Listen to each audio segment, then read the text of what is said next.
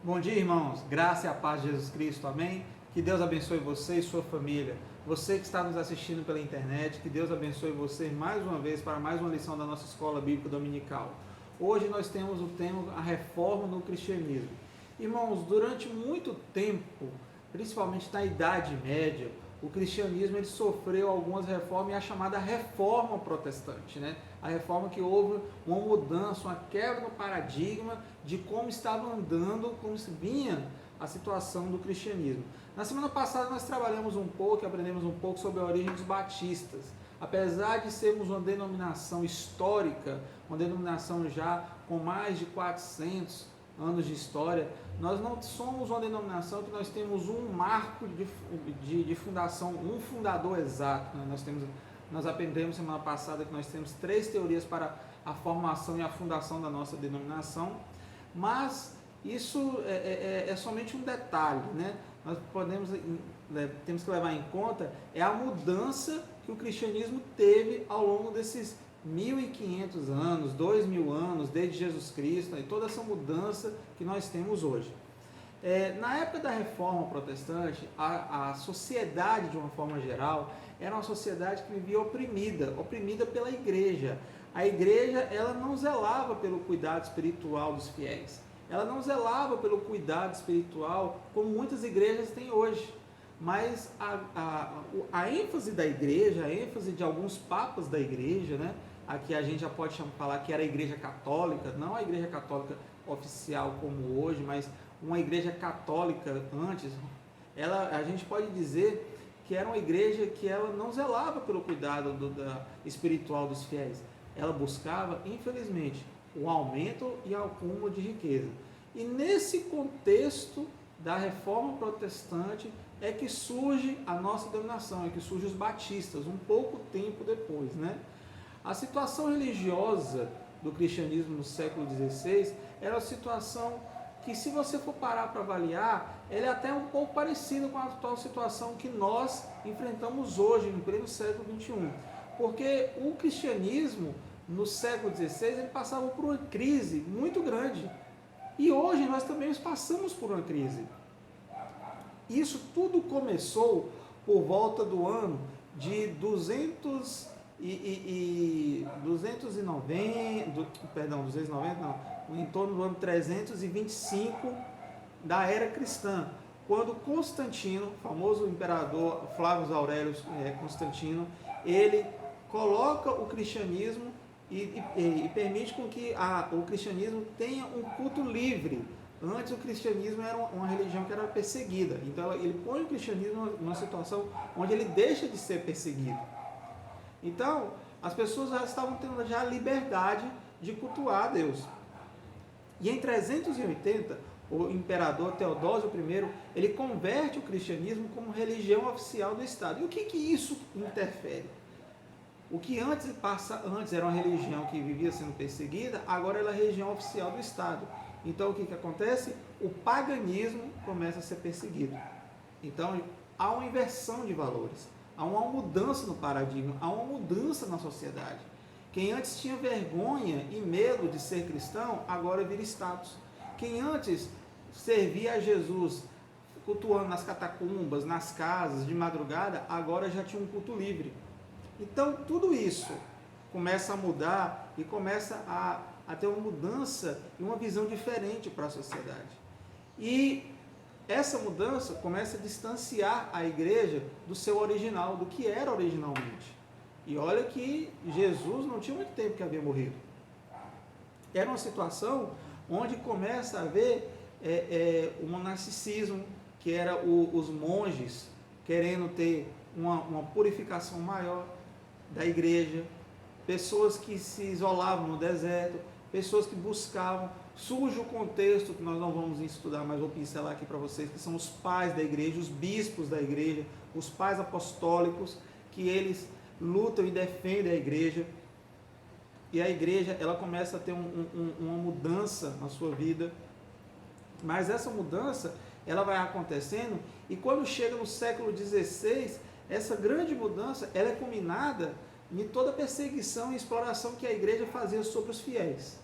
Então, nesse contexto, surge a chamada Reforma Protestante, que não é um movimento feito por um único homem. Nós temos Martinho Lutero como considerado o pai da Reforma Protestante, mas não é Martinho Lutero o único e exclusivo autor da Reforma. A Reforma é como um castelo de cartas. Você vai construindo até chegar ao cume. Então, houve muitos outros homens antes de Lutero. Houve homens como John Wycliffe, como Giovanni Savonarola, como João Hus, homens que pregavam e anunciaram a verdade do Evangelho, e antes de Martinho Lutero. E após Lutero, tivemos homens como Calvino, como Zwinglio, como Theodor Beza, como Philippe Melanchthon, homens que pregavam e anunciavam o Evangelho de Cristo, apesar de tudo o que se vivia. Naquele tempo do século XVI, ali anos de 1500, 1510, 1530 mais ou menos, a igreja, ela vivia um período de embelezamento dos seus templos. Dizem que através da venda de indulgência, e o que é a indulgência? A indulgência era um papel, um documento, que ele era vendido a dinheiro para que o fiel comprasse, e através dessa indulgência ele conseguia comprar o perdão de Deus aqui na terra, ou a garantia de que ele teria um lar celestial lá no céu. E isso aconteceu de verdade. A venda de indulgências para a igreja. E aí houve uma série de vendas de indulgências que mudaram, que foram vendidas, que foram colocadas com as ideias assim mais absurdas, todas usadas em nome de Deus. E apesar de tudo, naquele tempo a sociedade valorizava muito a espiritualidade. Vocês já viram que na igreja católica tem o costume de batizar bebês? Você já viu, você já participou, não sei se você já viu algum batismo de bebê na igreja católica, aonde vai lá na loja, compra uma roupa branca, coloca no bebê, o bebê é levado lá no altar, o padre faz uma oração, faz uma reza com a criança, reza pela criança, e aí despeja a água, o que nós chamamos de batismo por afusão, e nesse momento a criança é batizada. Aí você fala assim, mas por quê? Por que isso? Nós batistas queremos que o batismo é um símbolo, mas a gente só batiza pessoas que têm noção de o que é o pecado e que se arrependeram de Jesus Cristo. Porque lá no século XVI, a ideia de que quando a criança nascia, se ela morresse sem ser batizada, ela podia ir para o limbo, que é um tipo de... é um intermediário entre o purgatório e o inferno. Irmão, como que os fiéis daquela época, como os irmãos daquela época, tinham grande fé na espiritualidade. E surgiu então, naquele período, até mesmo vendas de relíquias religiosas, pedaços da cruz de Jesus Cristo, cabeças de João Batista, a coroa de espinhos de Jesus, tantas e tantas coisas. Ensinavam também, a igreja ensinava também, naquele momento, que era necessário penitência como forma de absorção de pecados.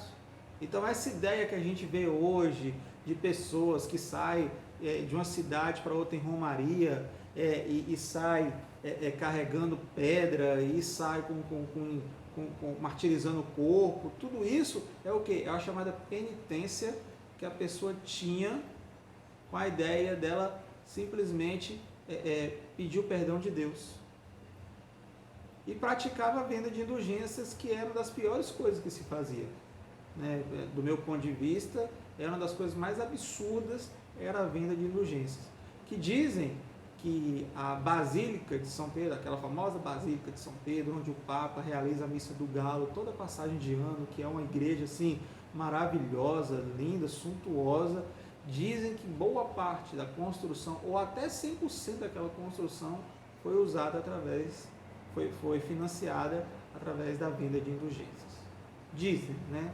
Não se tem um registro histórico de comprovação de realidade exato, mas que houve participação disso. Irmãos, estavam vendendo o perdão de Deus a dinheiro. Até dizem, né? Dizem que houve uma situação até um tanto atípica, que existia um monge, existia um homem da igreja chamado João Tetzel. E João Tetzel, ele viajava de cidade em cidade com as suas indulgências, e aí ele montava uma banquinha, uma barraquinha, tipo essas banquinhas de feira. Ele montava uma barraquinha e ele vendia a indulgência na praça da cidade, que era onde tinha a grande movimentação de pessoas. E aí ele fazia 3 sermões antes de se vender as indulgências. Ele falava sobre o inferno, sobre o perigo do inferno, sobre o que era o inferno.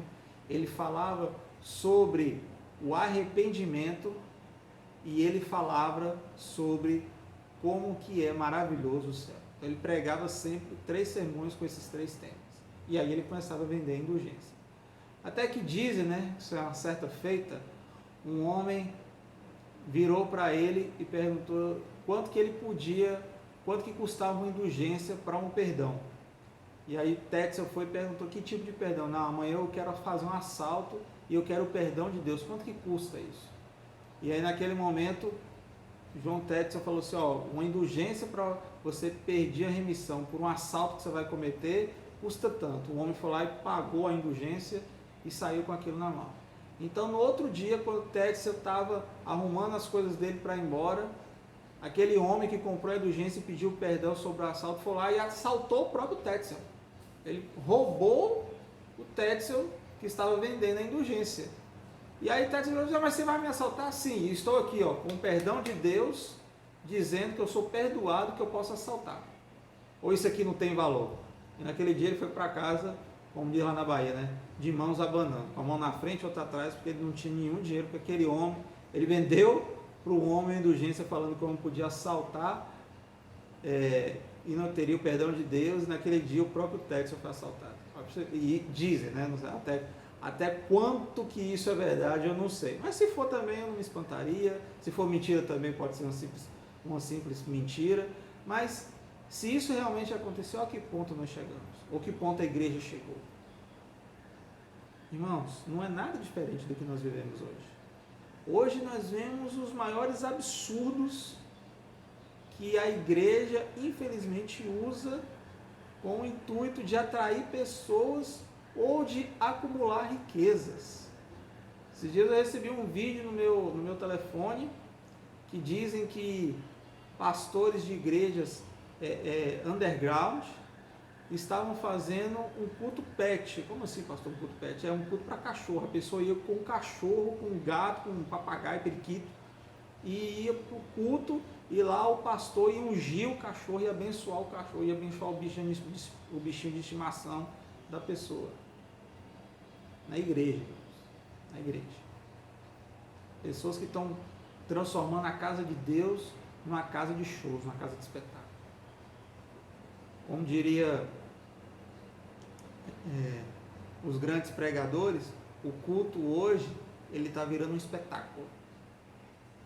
Ele está virando algo que não tem nada a ver com o culto que era pregado antigamente. Não com a essência do que foi o criador da igreja, que foi um carpinteiro de Nazaré. Charles Spurgeon, que é o chamado príncipe dos pregadores, certa vez ele disse o seguinte: chegará um tempo em que, ao invés de ter pregadores, teremos animadores de palco. E em vez de ter ovelhas, teremos bodes que queirão ser alimentados. Irmãos, esse tempo já chegou e está aí. E no momento em que a igreja do século XVI oprimia as pessoas, houve a necessidade de uma reforma. Hoje, muitas pessoas se sentem oprimidas pelos líderes da igreja, e hoje também há uma necessidade de uma reforma. Ao ver os erros que a igreja cometia, Deus levantou vários homens. E o mais famoso, querendo ou não, acabou sendo Martinho Lutero. Martinho Lutero, ele tinha uma particularidade, que ele antes via Deus como aquele Deus que queria oprimir a pessoa, que queria castigar. E ele tinha medo de Deus. Martinho Lutero, ele tinha medo de Deus. Deus, para ele via Deus não como um cuidador, como um pai, como o criador do mundo, mas ele via Deus como inimigo dele. E naquele momento, ele buscava ajuda. E aí ele conheceu um homem chamado John Staupitz, que era um monge dominicano também da ordem dele. E naquele momento ele olha em Staupitz um amigo. E aí ele começa a buscar a amizade com Staupitz, até que um dia ele manda assim, vai ler a Bíblia. E lá, quando ele abre em Romanos, capítulo 1, versículo 16 e 17, ele lê e ele vê lá que o justo viverá pela fé. E isso incomodou Lutero firmemente. Isso incomodou Lutero de uma maneira tão grande que no dia 31 de outubro de 1517, ele pegou folhas de papel, o papel da época, e escreveu ali 95 frases, que são conhecidas como 95 teses, e afixou na porta da catedral da cidade de Wittenberg, dando um marco inicial, podemos dizer que é o marco inicial da Reforma Protestante. A Reforma Protestante já vinha vindo há muito tempo, mas com Lutero, quando ele afixa as suas 95 teses, ali passa seu marco inicial. E as 95 teses de Lutero e as 86 teses de Ulrich Zwinglio, que foi um reformador que atuou na Suíça, eles foram fundamentados na palavra de Deus. E com base nisso, surgiu o que nós, na Reforma, chamamos de as 5 solas, que é a sola fide, sola scriptura, sola Cristo, sola gratis, sola Deo gloria. Pastor, o que é sola fide? Sola fide é latim, sola, é latim, significa assim, somente a fé. Romanos 4, 7. Justificação, que nós somos justificados pela fé. O que a palavra de Deus diz para nós. Sola Escritura, 2 Timóteo 3, 16 e 17. Toda Escritura é divinamente inspirada por Deus. Irmãos, tudo que tem na Bíblia, tudo que está escrito na Bíblia, tudo que está escrito na palavra de Deus, é inspirado pelo Espírito Santo de Deus. É o que em grego nós chamamos da manifestação chamada Theopneutos. Theo de Deus, Pneutos do Espírito Santo, a inspiração vinda de Deus do Espírito Santo, que inspirou o homem a escrever a Bíblia. Foi Deus que inspirou.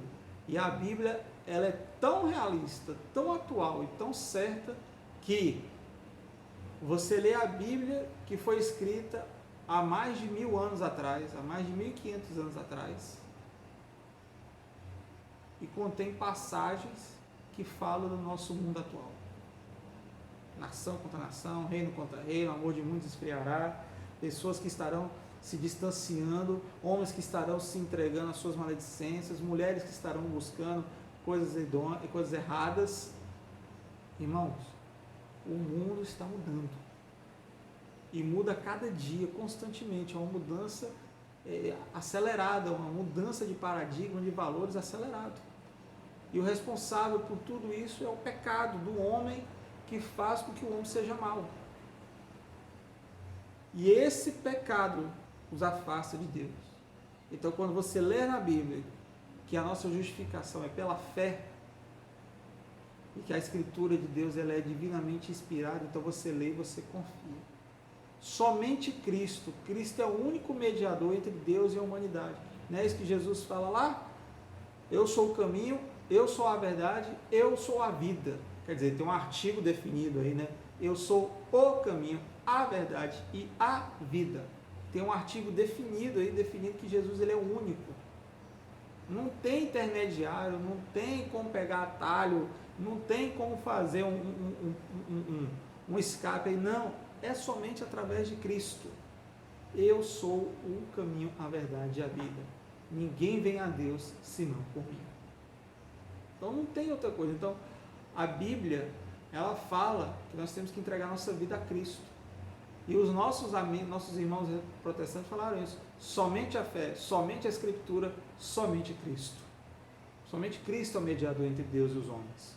Somente através do Filho de Deus, através do amor de Cristo na nossa vida, é que nós passamos a ser servos de Deus. Foi isso que aqueles homens entenderam. E estavam explicando isso para todas as pessoas daquela sociedade. Dizem que quando Lutero afixa as 95 teses na Catedral de Wittenberg, e aquela notícia corre por toda a Alemanha e por toda a Europa daquela época.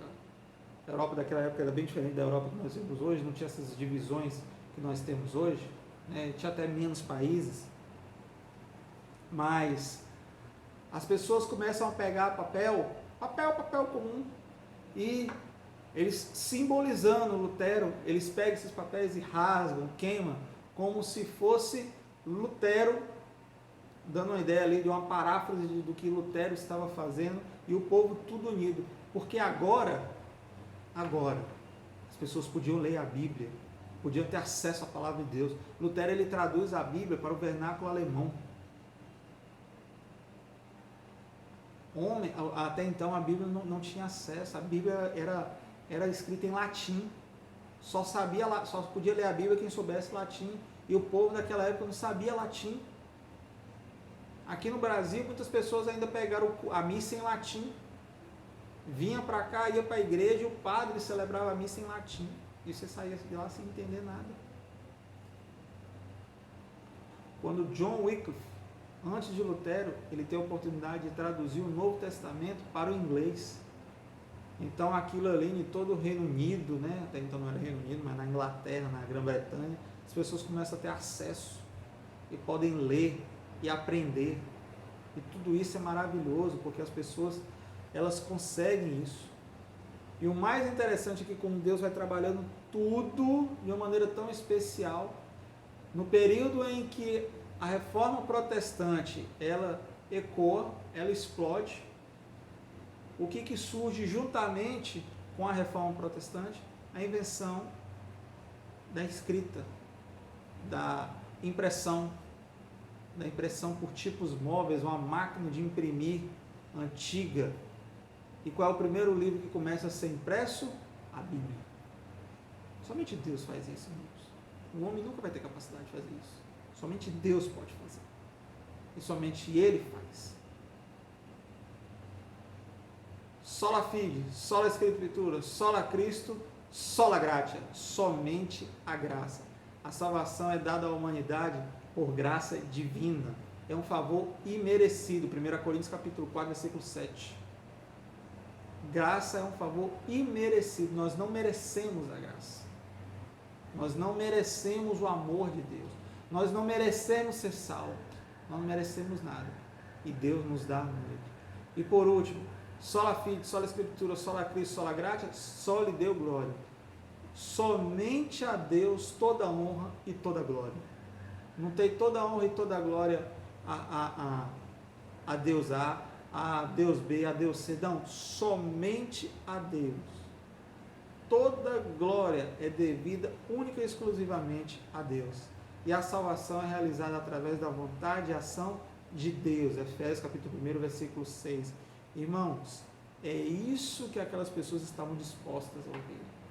E o mais incrível é que agora, o homem que tem uma criação de galinhas, que coloca o pé no curral, que sai com o pé sujo de fezes de animais, que sai sujo com lama. Esse era o sacerdote agora. O sacerdote não era mais aquele bispo, aquele padre, aquele monge que ficava lá na igreja, que ficava sentado lá no seu trono, afastado. Não. O sacerdote agora era o pai de família, com toda simplicidade, que corria atrás de galinha o dia inteirinho, que tirava leite de vaca de madrugada. Esse era o sacerdote. Era o ferreiro, era o latoeiro. Naquele tempo existia a profissão de latoeiro. Sabe o que é latoeiro? Era o cara que trabalhava com metal. Fazia panela, fazia bule, fazia chaleira. Esse era o latoeiro. Esse era o sacerdote. Até dizem que uma das profissões de John Bunyan, que foi o autor de O Peregrino. Ele era latoeiro também. E homens falaram, certa vez disseram que aprendeu mais com John Bunyan, que era o latoeiro, do que com um dos maiores teólogos da época, de tão poder de Deus que agia através da vida de John Bunyan. Irmãos, somente Deus faz isso. Só lhe deu glória, somente Deus damos glória, porque Deus é que tem essa capacidade de fazer. Irmão, naquele período em que se vivia, nós temos também a reforma anabatista, que são chamados os radicais da reforma, homens que queriam ver uma mudança, uma transformação, porque não estavam suportando a vida em que se vivia. E apesar de serem considerados radicais da reforma, a reforma anabatista era uma reforma fundada em princípios bíblicos, da justificação pela fé, a mesma justificação pela fé que Lutero lutava, que Calvino ensinava, que Zwingli ensinava, mas eles queriam ver uma mudança, uma transformação. E nesse contexto de mudança e transformação, surgem os anabatistas. Eles, apesar do nome, né, nós temos algumas similaridades com os anabatistas, mas também temos algumas diferenças, porque é uma denominação e nós somos outras, nós não somos anabatistas, nós somos batistas, né? Mas é um povo que vivia, que queria fazer uma diferença, e queria ver a atuação, a mudança, a transformação na reforma. E eles buscam fazer isso da maneira assim, às vezes até usando até uma certa violência, mas que eles queriam tomar essa decisão o mais rápido possível. Eles tinham algumas similaridades com os batistas, como por exemplo, eles não aceitavam, eles rejeitavam, eles tinham a rejeição de padrões fixos de liturgia na ceia do Senhor, que não é um sacramento. Eles acreditavam que a igreja devia ser sustentada por suas próprias congregações e não pelo Estado. Nós batistas também aceitamos isso. Nós não queremos que o governo injete dinheiro em nossas igrejas para sustentar as nossas igrejas. Não, nós é que sustentamos as nossas igrejas. Só que eles queriam que as igrejas também se reunissem em casas simples, sem esculturas, sem quadros, sem obras de arte. Eles queriam esse tipo de coisa. Eles rejeitavam veementemente uma guerra. E eles achavam que o crente não deveria ir para a guerra. E tantas outras coisas. Eram pessoas que vieram com uma ideia de mudança, de transformação, de modificação. Irmão, mas apesar de tudo isso, a igreja atuava. Deus mudava, Deus transformava essas pessoas. Porque Deus atuava através da vida deles e ali fazia mudanças e transformações na vida de muitos. Esse é o Deus que nós servimos. É um Deus de mudança, é um Deus que reforma a igreja. É o Deus que faz mudança e transformação. Irmãos, entre nós batistas e entre os anabatistas, nós temos algumas diferenças. Mas também temos algumas particularidades. Alguns anabatistas, por exemplo, eles praticam o batismo por aspersão. E nós batistas fazemos somente por imersão. Essa é uma diferença. Eles são pacifistas ao extremo, não permite que membros de igreja se envolvam em profissões como policial, forças armadas e tudo mais. Eles também se recusam a participar do Estado. Eles não aceitam que membros das suas igrejas sejam funcionários públicos. Então, assim, há uma certa particularidade neles, mas eram homens, mulheres, que pregavam a verdade do Evangelho. E eles falavam e pregavam de Cristo de uma maneira assim, tremenda. Tremenda. Era maravilhoso ver eles fazendo isso. Por quê? Porque eles queriam ver uma mudança, uma transformação.